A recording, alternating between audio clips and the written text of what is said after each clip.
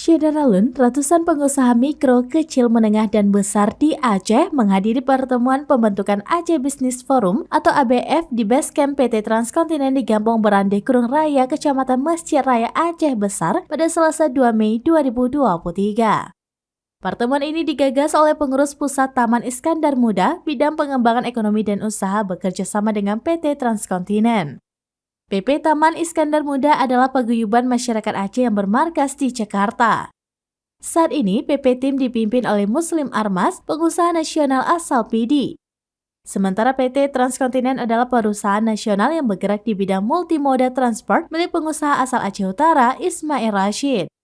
Amatan serambi di lokasi, ratusan pengusaha dari berbagai jenjang di Aceh itu mulai berdatangan ke lokasi acara sejak pukul 9 pagi.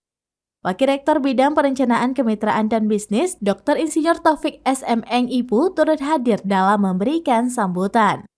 Hadir pula guru besar di jurusan Studi Pembangunan Fakultas Ekonomi dan Bisnis Universitas Syah Kuala, Profesor Dr. Apridal SEMSI, beserta sejumlah akademisi dari USK.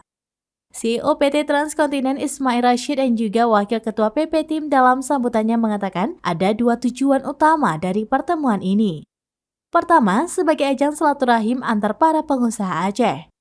Kedua, untuk membentuk lembaga Aceh Business Forum yang akan menjadi wadah bagi para pengusaha Aceh dalam membangun jaringan dan pasar hingga ke level nasional dan internasional.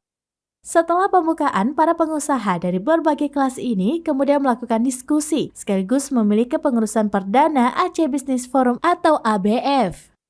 Di sela-sela kegiatan yang berlangsung hingga sore itu juga dilaksanakan penandatanganan Memorandum of Understanding atau MOU antara Universitas Syah Kuala dengan PT Transkontinen sebagai bagian dari implementasi Kampus Merdeka. Dari Aceh Besar, Hendria Big, Serambinis.com.